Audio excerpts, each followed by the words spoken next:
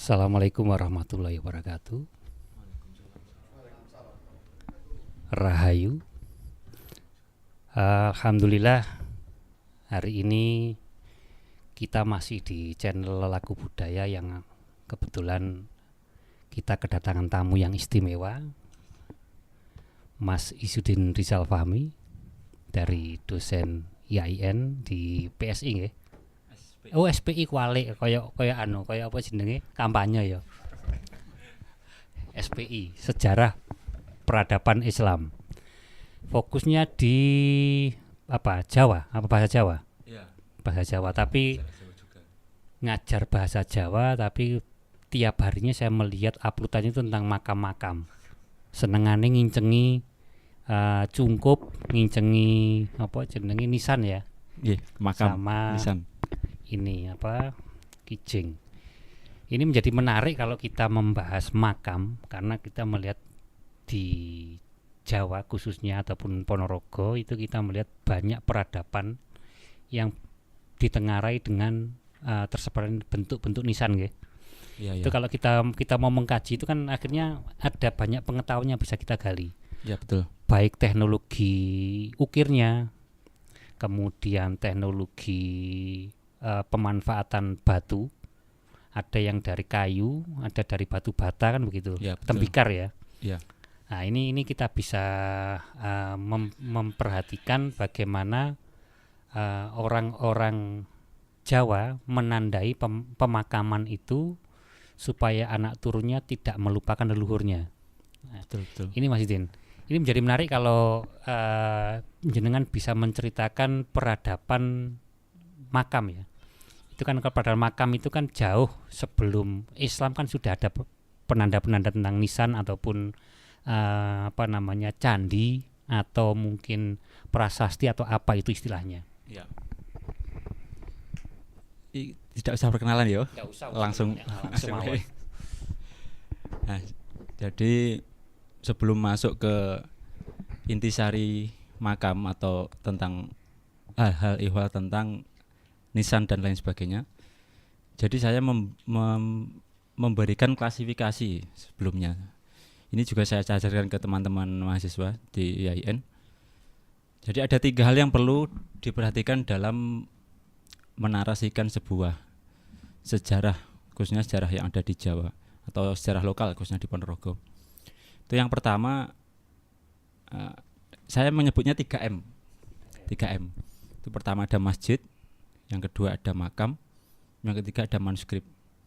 Nah, di 3 elemen inilah yang menopang sejarah lokal yang ada di Ponorogo dan sekitarnya. Pertama dari masjid dulu. Dari masjid itu ada masjid-masjid kuno atau masjid lawas yang ada di Ponorogo itu kurang lebih ya ratusan. Kenapa kok saya sebut ratusan? Saya berani menyebut ratusan karena jumlah desa yang ada di Ponorogo itu sebanyak 281 desa dari 21 kecamatan. Nah, di setiap masing-masing desa itu ada potensi masjid kuno, yang saya sebut masjid lawas nek saya lebih sering menyebutnya. Kalau kuno kan nanti arahnya mungkin ke yang artefak atau naskah. Kalau masjid saya lebih senang menyebutnya masjid lawas gitu aja. Dan itu usianya lebih dari 50 tahun kalau ada batasannya. Kemudian ada masjid makam. Nah, setiap masjid-masjid kuno atau masjid lawas itu mayoritas hampir di setiap masjid lawas itu di belakangnya itu pasti ada makam, entah itu makam dari duriat atau makam dari pendiri masjid atau mungkin tokoh lain yang memang dimakamkan di situ dan itu lebih awal sebelum masjidnya berdiri.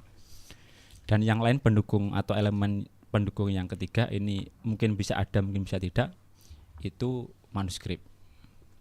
Jadi ada 3 elemen ini.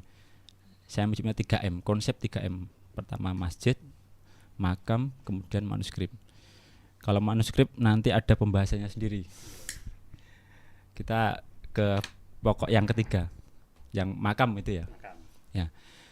Terus apa yang perlu kita teliti ya, perlu yang kita kaji di makam itu apa? Pertama, struktur makam. Kalau struktur makam di nisan, kemudian di jirat atau di kijing, bosone ada kan kijing atau Kijing, ya. kijing. Kemudian yang pendukung yang terakhir adalah cungkup atau bagian rumah untuk yang mengelilingi makam itu. Nanti unsur pendukungnya juga ada apa ya namanya langse, terus apa itu kain mori yang melingkupi makam itu kan namanya langse. Kemudian ada unsur yang lain misalkan songsong atau payung atau gaman yang menyertai makam itu. Dan mungkin tradisi-tradisi lain yang mengitari makam. Ada mungkin mitos-mitos atau tabu-tabu yang tidak boleh dilaksanakan di masyarakat sekitar, atau misalkan tidak boleh pakai baju hijau, atau tidak boleh membunyikan gong, atau tidak boleh memainkan wayang di sekitar situ atau reog. Itu banyak nanti. Mungkin sebagai pengantar itu Pak Syawir. Oke. Menjadi menarik kalau kita melihat apa istilahnya pembagian tata ruang makam ya. Iya. Pembagian tata ruang makam pertama kita mencoba membahas itu Mas. Seingat saya itu hampir semua makam Islam loh ya.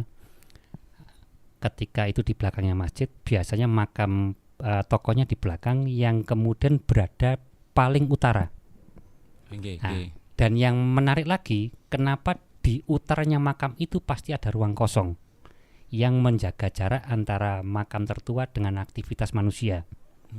Nah ini apakah jenengan pernah mencoba untuk mengkaji itu atau ada pembahasan tertulis ya kalau kita mengacu ke manuskrip? Iya. Kalau ruang kok apa yang dimaksud ruang kosong itu saya masih belum sampai ke sana. Ini ada masjid. Langsung contoh nih, di mana? Gini aja wes di masjid makam Betul Katong. Oh Betul Katong, nggih. Di utaranya itu kan kosong dengan pagar agak jauh lah dengan pagarnya.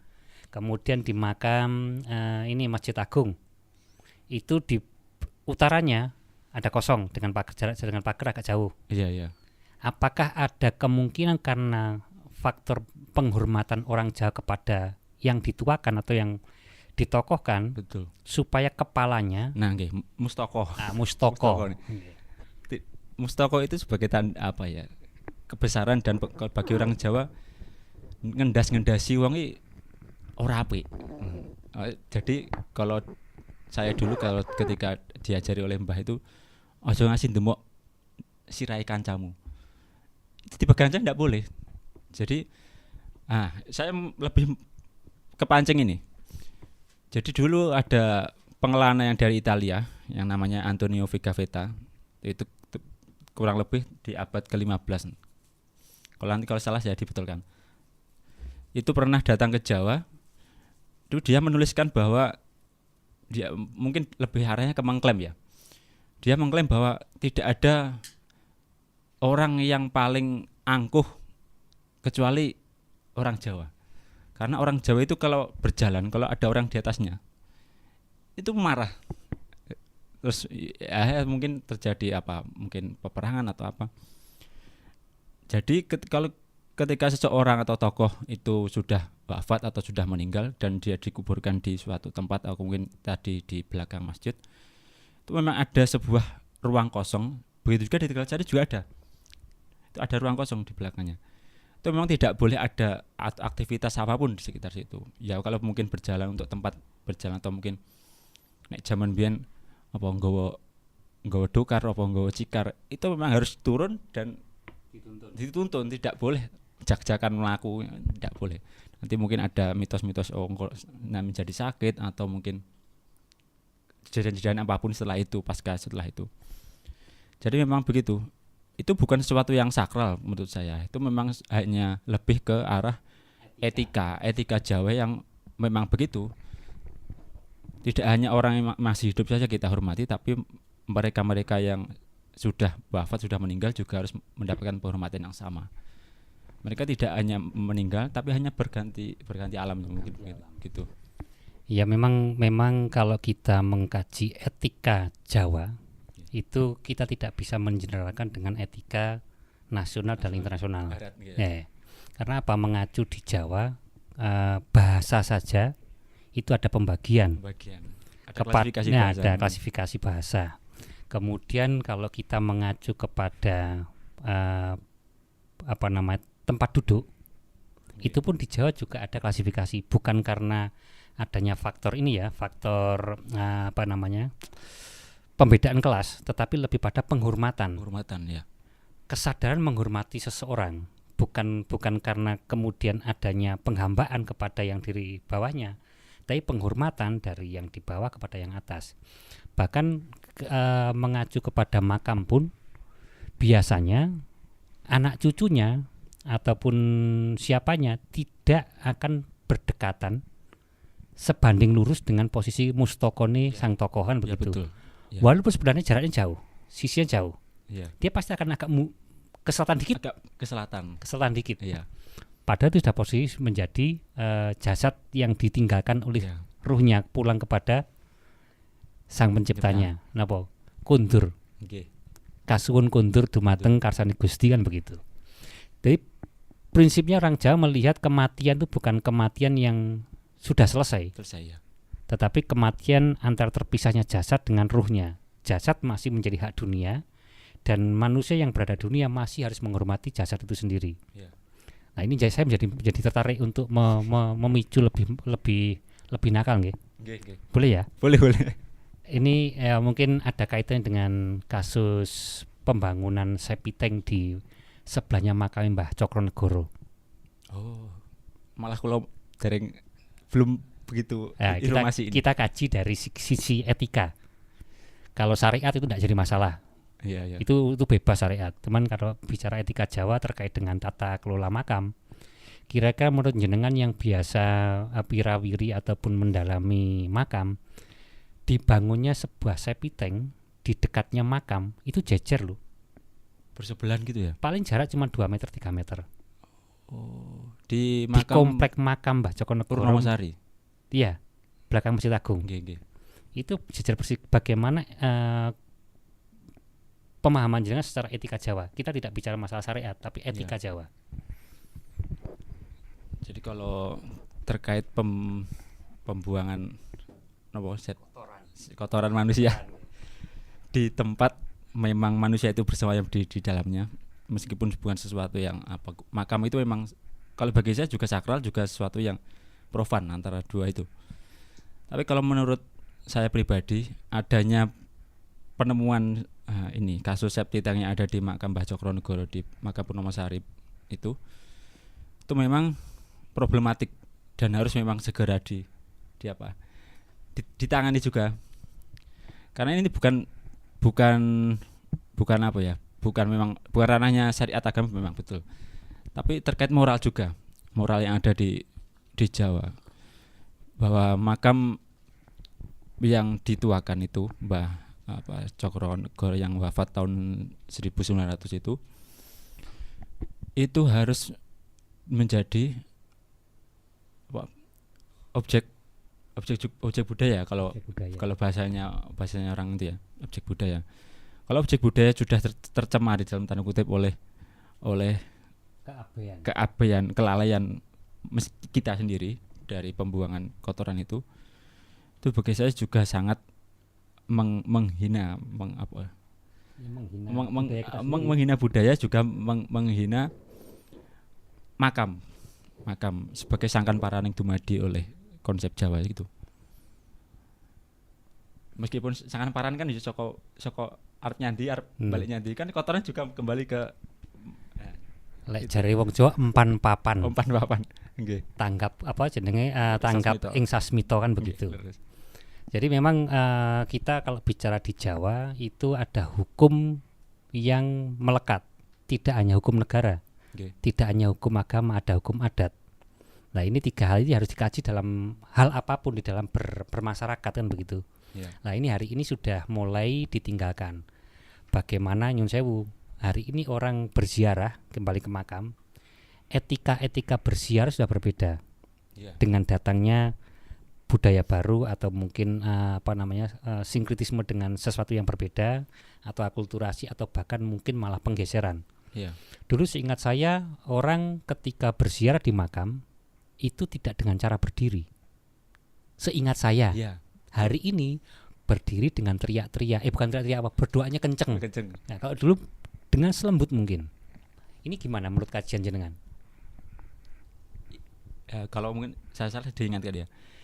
Kalau di Islam memang ada yang menganjurkan ketika berziarah ke makam itu memang disunahkan untuk berdiri. Itu di Islam. Tapi ketika kita melihat di Jawa, rasa kita harus pakai rasa, bukan pakai dogma dan doktrin itu. Itu memang penting. Tapi kalau di Jawa rasanya kalau kita berdiri itu terus apa terus bedane karo wong sing maaf ya, pipis. Lah wong pipis ning ditutul-tutul karo ngadeg cahwe ngono ya. Terus leper nih. Terus kemudian datang ke makam juga dengan posisi yang sama dan kondisinya dengan berdiri misalkan. Itu bagi saya rasanya kok piye ngoten.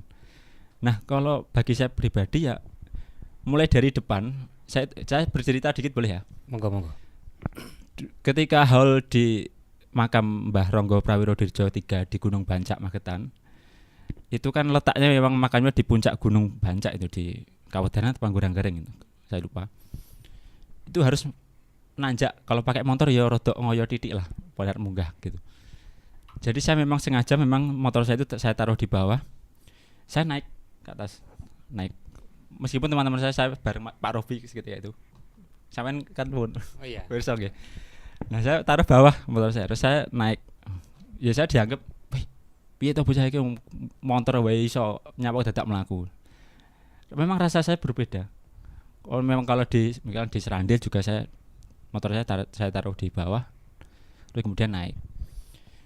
Itu sebagai penghormatan di tempat itu, penghormatan baik yang sampun kapundhut wau, kali penghormatan dengan orang-orang masyarakat di sekitar, kemudian penghormatan kepada alam di sekitar. Meskipun alam manusia, alam jin, alam yang tidak terlihat itu. Ketika orang posisi kita berdiri atau duduk atau bagaimanapun, kalau lebih rendah itu kan dianggap bernilai lebih penghormatan lebih tinggi.